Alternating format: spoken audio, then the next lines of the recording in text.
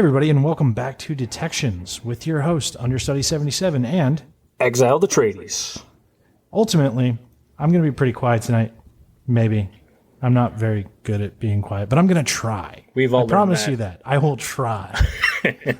But we have a special guest with us tonight, so Exile, why don't you take it away?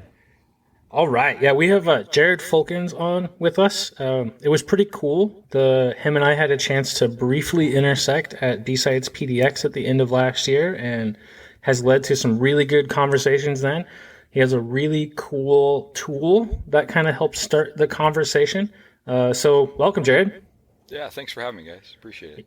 All right, man. This is going to be fantastic. So B-Sides PDX, right? And then you did B-Sides Boise after that, right? Yep. Yeah, I did. Do you have anything else lined up at this point? Not right now, actually. Okay. Well, I know you've been. Speaking of, should I act really tired like I just got back from ShmooCon? I mean, I realize we're doing this in the past. Yes. Sorry, I couldn't resist that joke. Oh, ShmooCon was so exhausting, but it was so much fun. Now I'm seeing into the future. I know it's going to be fun. Anyway, sorry, continue. I was going to say, but you still talk about your tool a lot on Twitter. So even though you're not, don't have anything lined up to do it like in person, there's still a lot out there. Yeah. No, I mean, I'm sure the tool Kushtaka is super young. And so there'll be a lot of opportunities still to talk about it. There's a lot of things I'm adding to it that we can get into later. But yeah. Yeah, awesome. Yeah, and so Kushtaka, it is this this concept that I started digging into at work, and it was cool to see is this using these like canary tokens and then these super low interactive honeypots to do this whole detection through deception thing, right? Mm-hmm. Yeah, sweet. So, I mean, that's mostly what we're going to be talking about. Before we jump into that, why don't you give us a little bit of background about like where you're coming from, what led you to digging into this, all that stuff. Yeah. So I started my career, fresh out of high school in the late 90s and stuff, and in the .com era, and kind of suffered through the .com boom and bust, and learned a lot about myself and the value of the technology that I could either build or help out with. And from there, I kind of went into support and development roles, eventually landed at a large ISP that was acquired for a lot of money 7 years now. And now I find myself in education, in K-12. And so because of that, I come from now a really passionate perspective of trying to help other folks, but also incredibly resource constrained, right? Most people, when you talk about security in that space, that their initial response is to laugh. And so instead of laughing, I kind of was like, well, could I build things to kind of help those who don't have many resources? What would that look like? And that's kind of the genesis of the idea for Kushtaka. I don't think they laugh just because of the resource constraints. I think they laugh because of all the companies and places that you can work, you have a user base who's actively trying to get around everything that you do there. Yeah, no. Which is unlike other places. Yeah. I did enough managed services that dealt with education to know that they were a bad move. And my first internship in college was a K through 12 place. So the education bet is so difficult because every student wants to beat you. Yeah. I was that student. Yeah. Your internal threat landscape is so huge though. Well, so you think that, but here's an interesting thing. Coming from an ISP, right? If I've got 1 million devices on net, and a lot of those I'm servicing just as a provider, but yet if things aren't secured from my infrastructure perspective, the folks I'm servicing are now potentially hacking me. They actually are pretty similar in that regard. But I do feel what you're saying. I have a fun amount of experience in that space too. Okay. Just in my current role. But no, it's such a fun little thing, like the school thing. Mm-hmm. And I don't know, it's just complicated because everybody wants to beat you. And I did a talk at a high school not that long ago, introduction to malware analysis for the high school, right? Yeah. And I found out that the kid who ran the InfoSec club that organized it and brought me in, and I'm not going to say where or his name or anything because I don't want him to get in trouble. He got the InfoSec club basically because his teachers caught him selling VPN services to fellow students so that they could bypass the school's proxy. Yeah. Like he's that kind of kid, and like his teacher's talking to me about it, and his teacher's like, I'm like, dude, what are you doing that? Like, do you give him an A or do you get him in trouble? He goes, it's really hard because like you want to encourage that level of intelligence and that level of interest, but at the same time, like that's not good.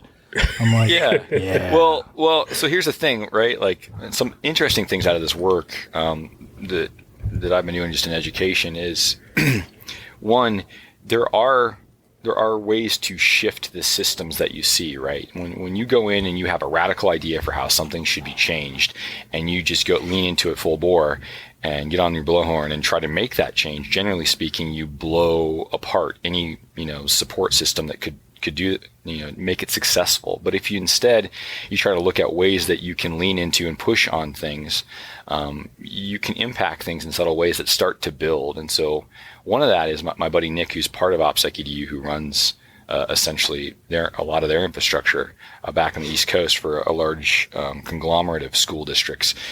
They have a student who, like you're talking about, was hacking on stuff, but instead of rejecting that student, they work with that student's parents and embrace that student. And that student gets, was experimenting with Kushtaka, was running scanners and pen testing tools on allowed infrastructure.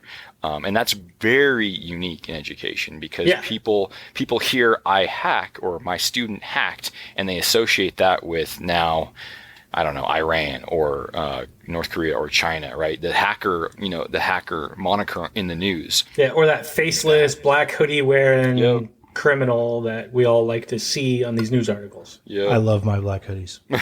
Me too. Yeah, but anyway, I mean, like that landscape is changing, and so it's a good thing to see, and that's just one little nugget to come out of that. The other side is as we educate. We were able to do that with the nonprofit work that I do, bring in the folks from Tribe of Hackers to speak to classrooms and students, right, about what they do professionally, either red team or blue team or whatever they were doing, writing about hacking or information security. And so, again, it seems very subtle, but as you get to bring those folks into the classroom, now you're starting to change, again, that conversation with maybe principals or hopefully administrators or superintendents saying, well, this is an industry that needs to be supported, and maybe it's not this scary thing that we hear about on the news. Maybe there's an opportunity to educate and empower and encourage. But what they don't tell you is that kids ask the most amazing questions. My personal favorite is, if I light a hard drive on fire and put several screws through it, will that delete everything that's on it? I'm asking for a friend. Yep. That's awesome. Well, that's the one who's asking. They're those ones who've just done it already to see how it works. Yeah. Mm-hmm. How can I make sure I destroy all data on anything that I have? Yep. No, and that's a positive thing. Like, even though, like you were saying, like the EDU area does typically run pretty light on resources for a number of various reasons, but the fact that there are people there who still do that enough to care to bring in the mentor, to keep an open mind, like that's something that I've appreciated about the EDU space. But I wanted to make a comment about the resources here in the Oregon area. Like it's pretty amazing how many of these like high schools and middle schools technically fall into this like low income bracket that they don't get nearly enough resources to even have people, like even their IT infrastructure, to have enough to be able to do adequate jobs. Mm-hmm. Yeah, I mean, so like the term technical debt, right? Like that's a pretty common term, and people have different ways to articulate that. But in the education space, especially, you see this probably, I believe, most profoundly. We've added services and applications and services and applications for, I would say, the industry, as a whole for at least 20 years without any thought to the underlying security of what's going on. And it reminds me of the early internet days, right? Like if you still look at BGP, like that's a fascinating protocol to kind of dive into. It's like if you are broadcasting, who you say you are, all of a sudden the internet, you can sinkhole large pieces of the internet because it's just a trusted protocol type of thing. So I kind of feel that there's similarities there in just the level of trust. Educators they want to educate, and a lot of them are incredibly passionate. And so then you start to say, well, don't click on this link because this person's trying to then, fish you out of your paycheck by calling the business office and trying to steal your paycheck with one of those techniques where they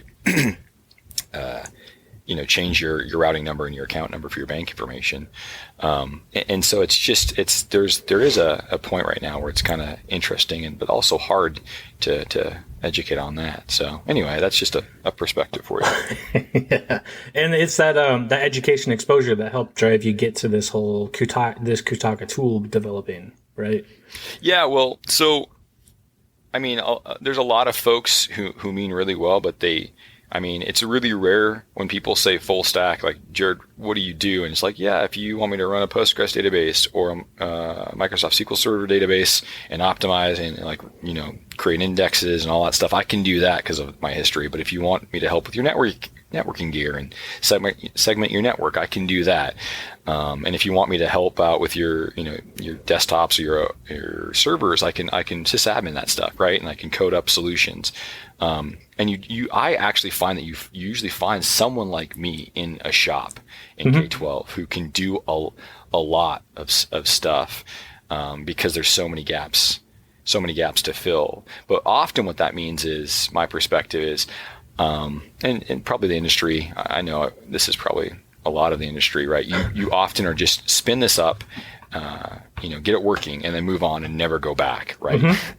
And so how I built Kushtaka and how I'm building it is from that idea of simplicity to install, simplicity to update, and actually it's not going to be a blinky light, right? You need to get meaningful signals out of this thing, because I know everybody has signal fatigue, right? Alert fatigue is a brutal thing that people are suffering from, but it's more amplified, in my opinion, in that resource constraint. For every alert that we take on, we really don't have any full-time staff dedicated to this stuff, so it really costs us. And so again, I was thinking, well, I want high fidelity alerts, but I want this to be manageable by my teammates. I don't want to make it easy to spin up so anybody in K-12 can invest 30 minutes and get these instances going. And so, yeah, that's kind of that genesis of that idea. Yeah, that high fidelity is a big thing too, right? Like understudy, that's a big thing that you work with your group on, right? Like getting that fidelity under control. I do, and I think we've talked about it here before, but I use more than just that. I use fidelity, frequency, and impact or intent. But that's a completely different conversation for a different point in time. Yep. What I really want to know is, are there blinky lights? Yeah, I mean, there's stars, right? There's flashy stars. How about this? Oh my God, I'm still playing with the website. Like I'm not fucking with you guys. I'm still like, oh look, the stars are still moving around as I rotate my mouse. It's not difficult to put those into those colorful pie charts for you as a manager either. No, I can also appreciate the fact that wherever I leave my mouse, it feels like they still kind of trail along with me. Yeah. They're thinking about you. They're pining after you. Also, I love the logo. I just think it's amazing. Thanks. Yeah. So, I mean, the idea again is I've been in a lot of meetings, right? I'm assuming you all have too, where you have a perfectly good solution that's gonna shift an initiative for the positive, and instead it doesn't look the best. Maybe it doesn't seem like it's going to get somebody the raise that they need or get the optics of success, and so they get passed over. And so that was part of it too. Some people who are completely only technical give me a hard time for how nice I believe how nice it looks, but I'm like, that's not for you. Just appreciate the technical underpinnings, but put this in front of the person that needs that flashiness to sell an idea. Also, we got to get out of this whole concept that technical shit is allowed to look nice, people. Yeah. I appreciate a gorgeous UI as much as I appreciate technical things. You can have both. They're not mutually exclusive. It doesn't have to be the $sign and then a blinky underscore. Yeah. Well, it's interesting you mentioned that too, because it's not even, I can make something look really hot, right? But am I thinking, and this is where it gets really philosophical and super weird, but like, am I having sympathy or empathy for my user base to understand how they're clicking on these interfaces, right? Is this going to amplify and get them to their end goal quicker? Or am I just throwing up a menu with 5,000 submenus that they got to drill down into to find that one button that actually solves their problem? And then UI design will make or break a product. Mm-hmm. In today's time, especially, UI design will make or break a product. Mm-hmm. I mean, then it gets to click fatigue, right? We mentioned alert fatigue before with everything coming in, but like you're saying, the UI, the UX itself, the user experience, I mean, the click fatigue can get people just down as quickly. Mm-hmm. So, question, because we're kind of dancing around and we're talking some of the like non-technical components and stuff, but what is Kushtaka? Like, yes. What is it for? What is it? Yeah, so it's basically a honeypot system in a box, right? It does everything, and it does it simply and elegantly. And when I say simply, I mean that with a lot of pride, because there's a lot of complexity under the hood that I shield you from, the project shields you from. So it does it simply and elegantly, and it allows you to put on your internal network, right, of yourself or your customers. The goal is high fidelity honeypots and sensors and tokens that nobody knows about. And when they chirp, when they go off, when they alert, instead of having to wade through 1,000 events and figure out, intent and all that stuff you're saying, they shouldn't go off. These things should be going off, hopefully never, but probably 2 or 3 times a year, depending on your space. In my space, if I put them with students, right, they'll go off continuously with certain different VLANs and different network segments, because people are interested in that stuff. Right now, Kushtaka has 3 basic sensors, which are Telnet, FTP, and HTTP. I'm most proud right now of just the HTTP sensor. It allows you to point to a website. And so I've used the example of Palo Alto's Global Protect, portal with the login screen that I think many of us on this side of the fence are familiar with. You can point it to that, and it will clone that and then spin up a sensor with that as an HTTP server, essentially, with that as the login screen. So hopefully if an attacker is scanning you, finds port 80 or whatever, finds that web server, they're going to try to log in. And every time they log in, there's events collected, and it's telling you that, hey, this is something that nobody should know about, and something's going on. So that's kind of the goal. But the simplicity piece, again, comes from the perspective of incredibly resource constrained. So I knew I've been on to something, and I've had this next iteration cycle that's been kind of heads down behind the scenes. But I knew I was on to something when my friends like April and Nathan and Nick, who help manage large pieces of infrastructure, are saying, yeah, I got this going in 20 minutes, or I got this going in 45 minutes, and this is awesome. Like we can see the goal here of what you're trying to do. And so from there, just recently, what I've been trying to do is I could go in and start to add more sensors, sensor types. I've already got this architected, the infrastructure, and everything is there to do this. The architecture is there. But I've been thinking a lot more about that blue team burden, as I call it, right? When you spin up something and you're never allowed to go back, what does that mean? And for me, what I've decided to invest in right now is figuring out a way to make Kushtaka auto-update, right? In a cascading way. So if you spin it up with the server, which gets you an UI and the eventing system and all that stuff, that calls out to a central place, much like Chrome or Firefox, and updates. And then the next part of that chain is all your sensors would look and see a new version, and your sensors would automatically update, and you don't have to do anything. And I'm really close to making that very successful in my lab and the stuff that I'm doing. It's just a lot of work. But where I hope to go with that, since I'm nerding out, is that that reduces the friction, right? So as I want to iterate and try new features and new sensor types and different things, I can call you up and say, Exiled, hey, or send you, a text or a tweet and say, hey, man, you don't got to update your entire stack and go update your sensors. I'm pushing out an update to your channel tonight, and by the time you get in tomorrow, you should have these bug fixes and these features, right? And you can be like, sweet, let me go check it out. So I feel like that's going to reduce a lot of that friction, and then I can iterate a lot faster on trying to get some of these ideas that are in my head. And the last one is I've got this really kind of unique way, an idea to detect NTLM and different kind of Windows-based poisoning attacks, with, I call it like a reverse honeypot. I think, detecting things like responder or responder-like attacks I think will be pretty good. So. I want to come back to responder later because talking with some pen testers, that's one of the things I did want to bring up. They still use responder a lot. But you're talking about the sensors here, and those sensors sound like they're effectively like low interaction honeypots. Well, now, I was just going to say, just as like a comparison for people that may not be fully versed in the whole honeypot world, like typically what would be a high versus a low interaction, then your thoughts on the value of each one and possibly the blind spots of each. Yeah. So I've read a couple books and then a bunch of research for like over the last 25 years on that subject. And there's actually like low interaction, medium, and high, right? They group them out into that. So low is actually just maybe a socket that's open on something that is just a simple fingerprint, So when you Nmap something, right? Nmap's got a data set of bytes, essentially, is a way to think about it, that get sent across the wire to Nmap, and Nmap tries to conclude with that signal of like, oh, this is running Windows 2008 R2, pre-Bluekeep, and so like you're off to the races or whatever, right?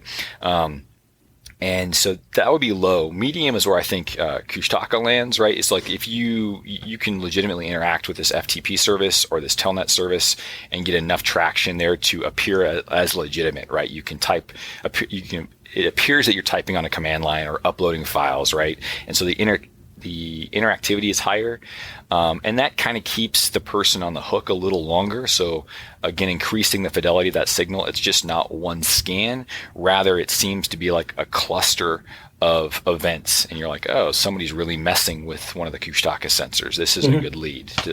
And then high interaction actually is no emulation from what I've seen. It's actually spinning up servers, real services on real boxes, but they tend to be used on the public internet to try to figure out how detect threats before they're coming in, right? Honey nets is something that's used, that term. I don't know if you are familiar with that, but honey nets work together, a vast array of honeypots to try to draw in attackers and figure out what they're doing and then distill that signal. And a lot of folks sell that signal back to different providers and different... that's how we get some of our threat intelligence feeds, quote unquote. Yep. Yeah, and something like Kippo or Cowrie would be the high interaction, right? They're emulating full-on SSH services. Yep. And so I can go through the downsides of each. The downside of the upside of low is very simple, right? And you can get a meaningful signal with low interaction honeypots for sure. The downside is that you might not always... You might have a higher false positive potentially because it's just too simplistic. The good thing with medium is that it emulates a little longer, again, distills that signal a little bit more, but the complexity does increase. And so there's a higher cost there to bear as far as from the development standpoint and a deployment standpoint. And then the high stuff is awesome because you get really purified signals, because it's like they're actually hacking you, and you can essentially man in the middle as a way to think about it, or proxy all those SSH connections if they're attacking your SSH services or your web connections to kind of peer into and introspect into what they're doing, the attacker is doing. But once something is owned, like it's legitimately owned with virtual machines and stuff, that's how I've seen it done. I don't advocate for like Docker containers or LXD. I have a lot of thoughts about containerization and security. Somebody who knows a lot about that is one of the gals behind kind of Docker as a company, Jess, right? Frazzle, I believe, if you look her up, and she's got a new startup that she's involved in. But if you look up her talks, she'll kind of go off about it versus like the old school days, I would say, were BSD jails, right? Or Solaris zones. And these things it was a different model for security than what LXD and the containers of now, I guess, that we're seeing on Linux. So I would personally spin up VMs if I were doing honey nets and that stuff. And so you get a pure signal again on the high interaction stuff, pure signal, but you bear more risk that you actually are being hacked. Like it's legitimately you're exposing yourself to a lot more risk and a lot more complexity, a lot more burden to bear if you want to do this yourself. Yeah, which is why it's probably. I mean, personally, and from what I've heard, a lot of people are even when you do it on VMs, like don't attach it to any sort of production network at all. Like, Yeah. let it stand out on its own somewhere else. That even if you have to like manually go pull the information out of it, like maintain that separation, because it's not. I mean, it's not. It's a little bit more difficult, but it hasn't been uncommon for people hacking into the honeypots to break out of the honeypot into the underlying operating system. Totally. Yeah, no, there's, and even beyond that, right? You're going to have to help me. I'm spacing it. But the latest threats, like in 2018 with, oh man, the processor-based threats, or the exploits, not the predictive. Holy crow. Like, what is this? Intel? Sorry, I'm looking this The up. Intel stuff that you're talking about? Like when it was messing with the microarchitecture and... that's Intel ME stuff. I'm thinking, and that is a piece for sure, but there is... I'm going to sound like such an idiot. Anyway, you can actually, I've tried some of those attacks on, like, say, a vSphere cluster or something, and you can get to the host CPU and memory, right? And it starts to get really dicey really quick. And that's why you've seen chip manufacturers saying, yep, here, we're going to make you more secure. By the way, you're 30% slower because we had to, kill a bunch of performance enhancing features in the name of security. Oh yeah, I totally forgot the name. That was Spectre and Meltdown. Spectrum. Right? Yes. Thank you. Holy smokes. Spectre and Meltdown. Yeah, comment with the manager who had to deal more with the reports on a consistent basis instead of just a one-time like me. That's fair. Manage your life, man. Hashtag manage your life. You see those names a lot more than we do. We see those names and we're like, oh god, Robert Downey Jr. eye roll picture right up. It's like Thug Life, but nowhere near as interesting. So on the same follow-up, like, we talk about the high, low, medium interaction, but I want to take a couple of minutes just to talk about, like, some of the inherent blind spots that just exist within honeypots in general, because those are worth it to talk about, right? Sure. Go ahead. I can talk about it, but, like, you're our guest, so yeah, be my guest. Yeah. I think so. The blind spots that I see in honeypots generally are, I guess, what I'm trying to build Kushtaka to service, right? It's expensive to keep them up. They get unmaintained a lot, right? It's easy to let them go. There's what I've experienced, generally somebody who's passionate about a honeypot infrastructure. They implement it, they leave an organization, and so then these things kind of fall off a cliff. And if you don't kind of keep on top of them like anything and keep them maintained, you start to lose the value, and then you start to take on some debt, right? Because now you've just got things hanging out on your network. So they do need to be cared for, as well as, like, you are waiting generally for something to run into you to get that signal, right? You're not actively using process, and obviously it's network based, but process introspection on the host to get ahead of it or anything like that.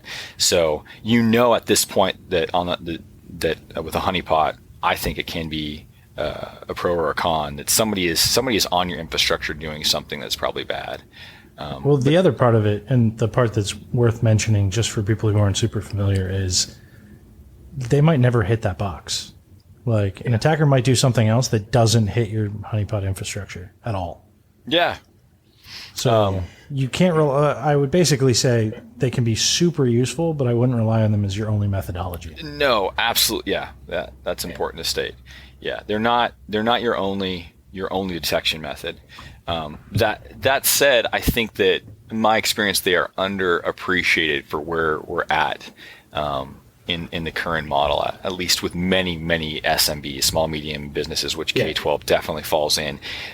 Nobody is thinking about those things, and maybe they don't have the time, or maybe they haven't been introduced, or maybe they believe that the idea is old, so therefore it's no longer valuable. And by old, I mean computer science 25 years old, so it's got to be old.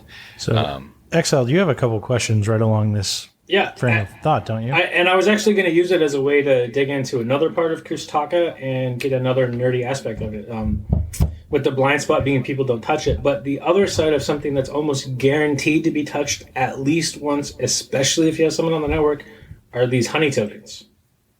Yeah. Right, like what Canary tokens produces, but Kushtaka has some tokens built into it also. Right? Yeah. So like right now, it's just got some basic ideas for those tokens, right? So it does PDF, it does DocX, and it does web, right? And so you can place these tokens inside applications and craft them, or inside chat, in Slack or different things. And when people who are on your infrastructure click on them, alerts can be fired. And so an idea would be passwords.docx, right? Like if I'm an attacker and I download this, I want to click on this and understand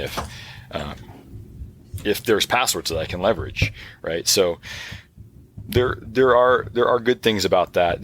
Again, the downside of tokens, right, is somebody's got to run into them, as well as the tokens. You can't control your attacker's box. Hold on.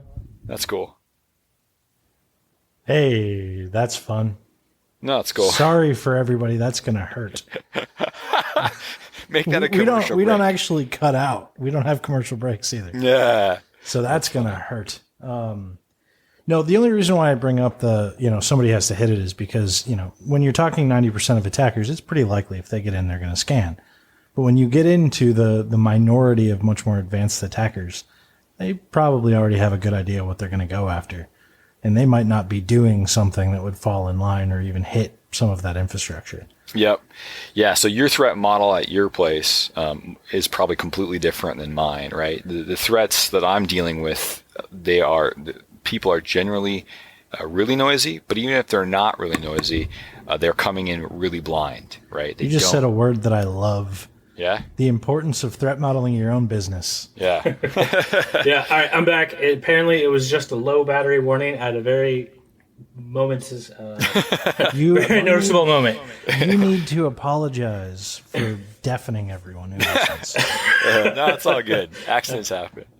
I was just going to say, so the threat model of your business, right?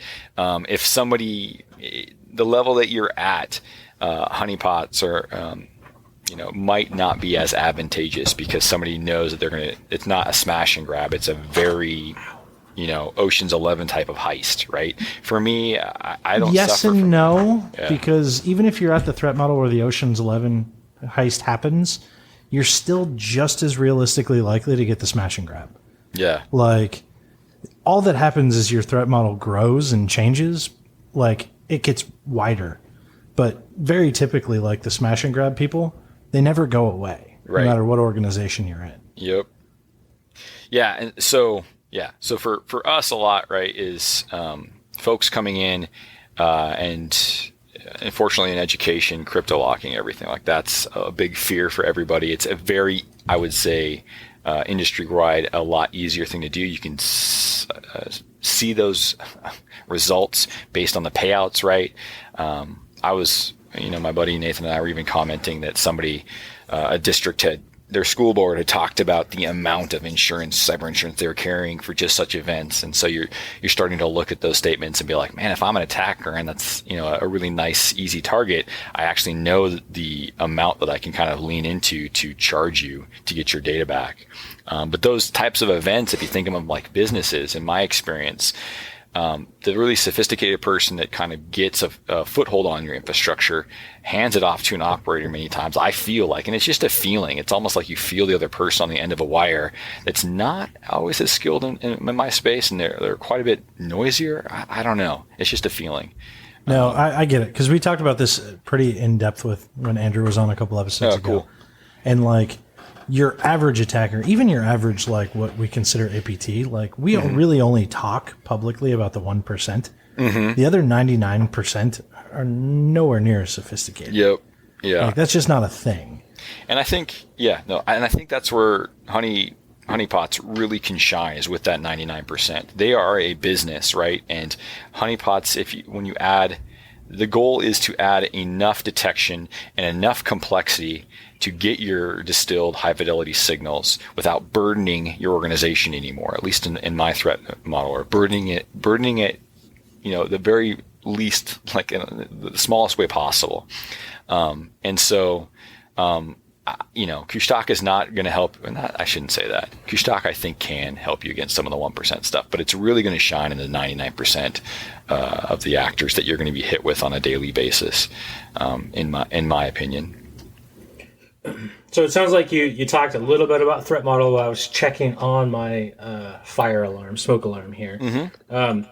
So that kind of that makes me think of a thing that I've encountered, right? So like I personally am excited about this detection through deception technology, this active countermeasure, the offensive countermeasures, this whole active defense thing. But something that I run into a lot when I try to talk to managers and directors and stuff about it is this whole like, we're not ready for it. We don't have enough maturity in our organization. Like, so how would you like push or propose to use something like Kushtaka or these low to medium interaction honeypots and these tokens in a place that isn't necessarily quote unquote put together already? Yeah.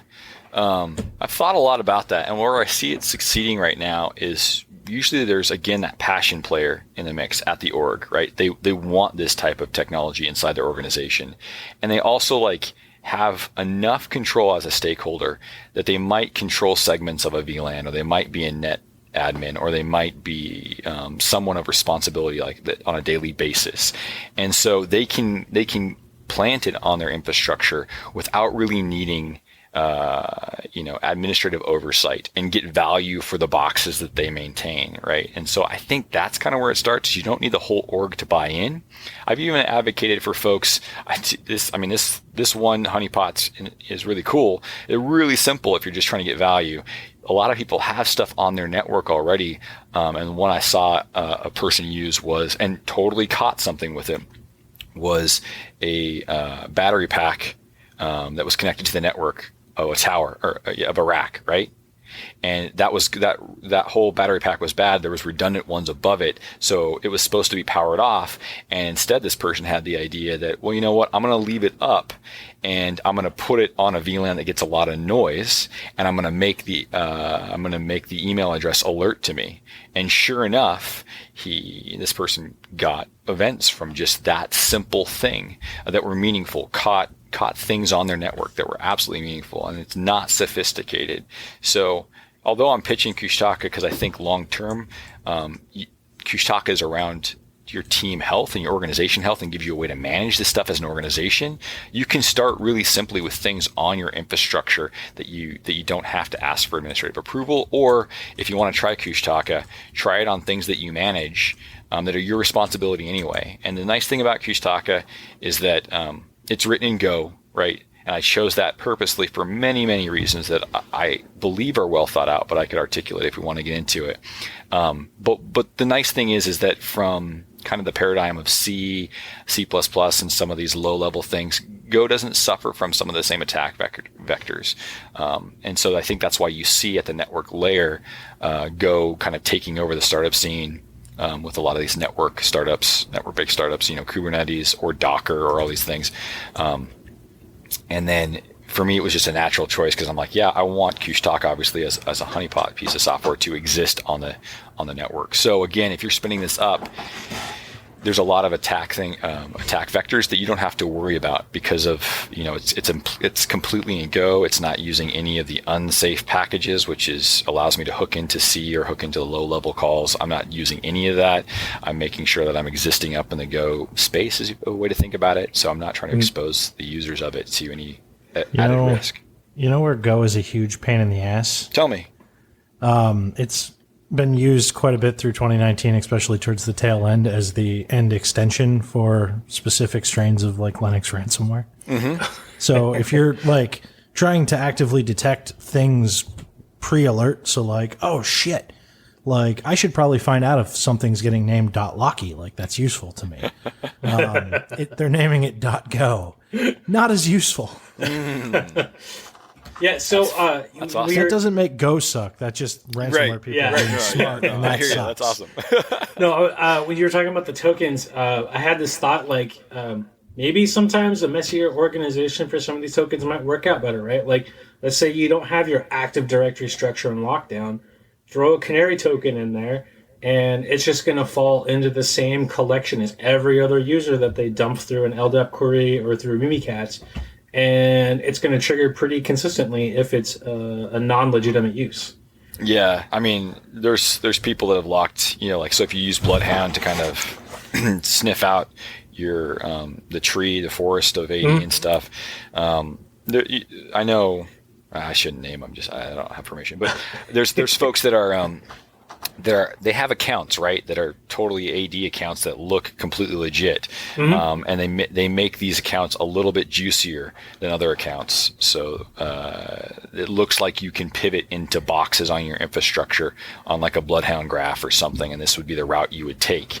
But those accounts, whenever a login attempt is made, it alerts on it, right? Again, it's just another fashion of that. Yeah, exactly. So it was just a thought that I had while you were talking. Same with like files and stuff, right? Like if you have a file shared that has a bunch of folders on it that contains like financial information, you just throw another one in there that looks like it's part of the mess. Like, yeah.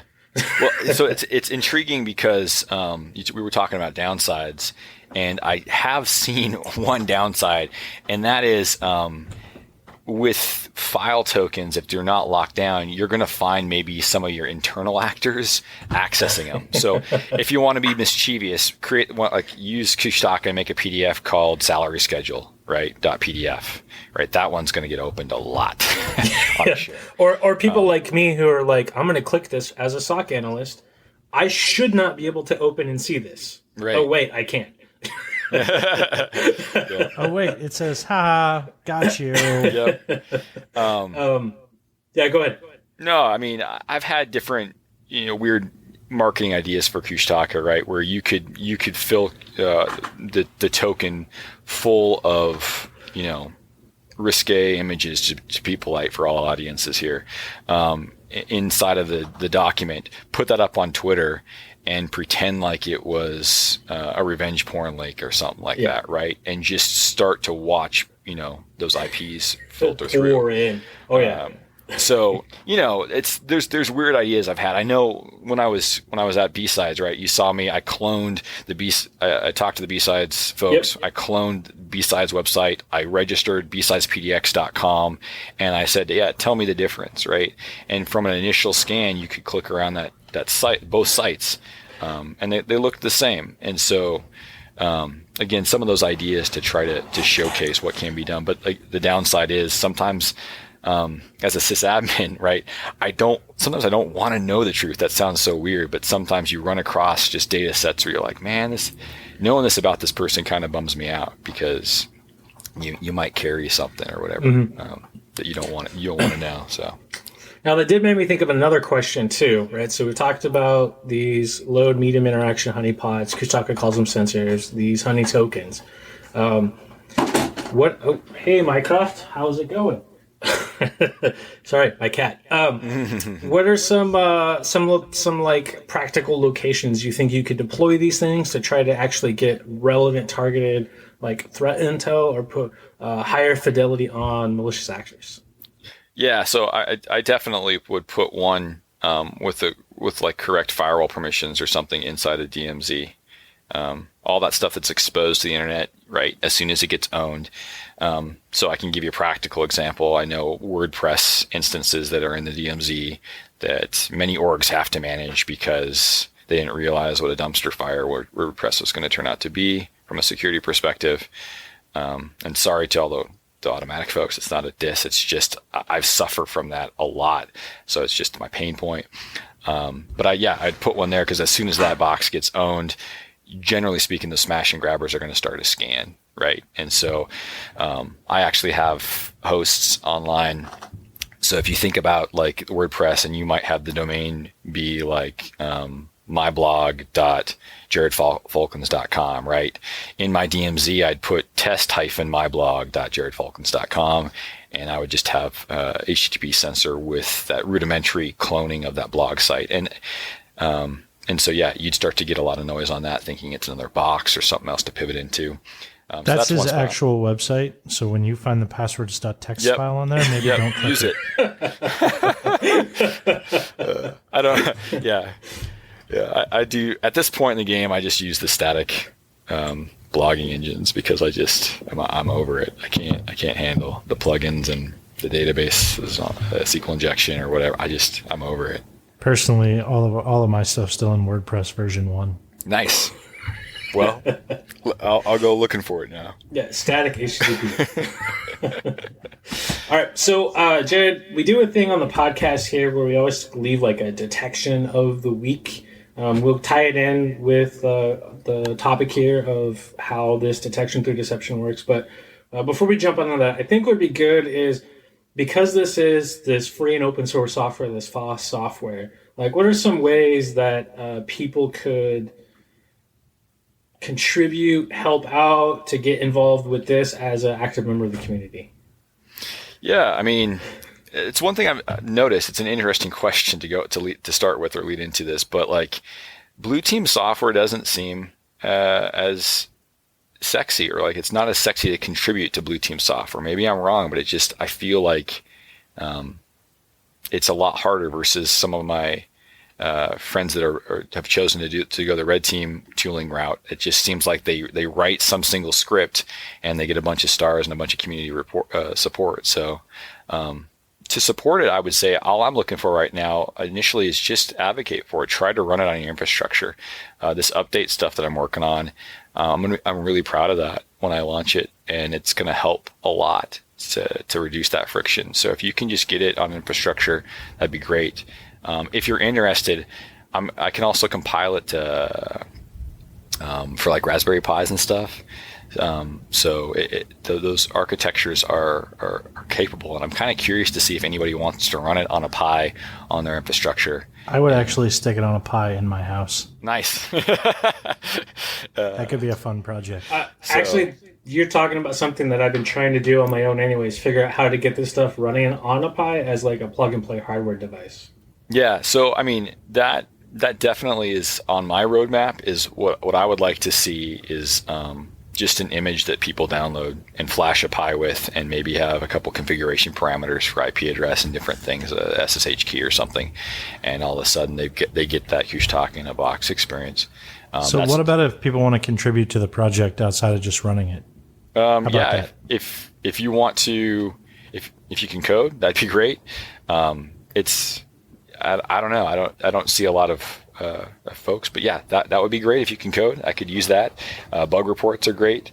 Yeah, any of that stuff is great. Documentation, like I'm working through that. If you're running it and find something that's messed up, it's getting feedback for the documentation will be wonderful too. And I just want to re-echo the documentation, because I know in a lot of open source projects that's usually the most difficult and last thing that happens. So for people who are looking to like get as like entry level experience into developing, like seriously consider helping out with documentation. Yep. So on GitHub it is Kushtaka. Yeah. So Kushtaka.io. In the show description on the blog, all the links will be there, including Jared's Twitter, so you can harass him if you like. Yes. Yep. I like that. Now, Understudy, I think you have something for us at this point. I do, but you stole my line. I was going to use that line. As Exiled said, it is customary for us to every episode have basically a way to find badness in your environment. In guest episodes, we usually leave it up to the guest. In this case, you actually develop a tool that helps do that. So give us a use case. Like, we grab Kushtaka, we plug it in, we turn it on. How are people going to find badness? Yeah, I'm going to give you, given the context of the talk, I'll give you a really wild one, right? So Kushtaka can be planted on infrastructure where you actually, in my landscape, want to detect, but also you want to detect early so that you don't have to, so that you can help students, right? And so, I don't know, I'll just lean into this, but like detecting students early is, I think, a good thing. There's many cases in the news where students have suffered because they've gotten in over their head really quick. I was a student just like everybody here in high school, right? I was curious, and if the stuff that I did, if somebody would have found out about it back in that day, I would have been in a whole heap of trouble. So detecting that early and talking to those kids is a huge opportunity that I think is kind of missed with this tool. And it was complete accident that I discovered that, as far as the detection of the week type of thing, because I was like, wow, I detected the student. We can go talk to them. We can educate them, and we can find their passion, but use that for something constructive versus like potentially breaking into, the student information system and changing their grades or something, right? It's going to land them into a lot of hot water. Only if they get caught. Only if they get caught.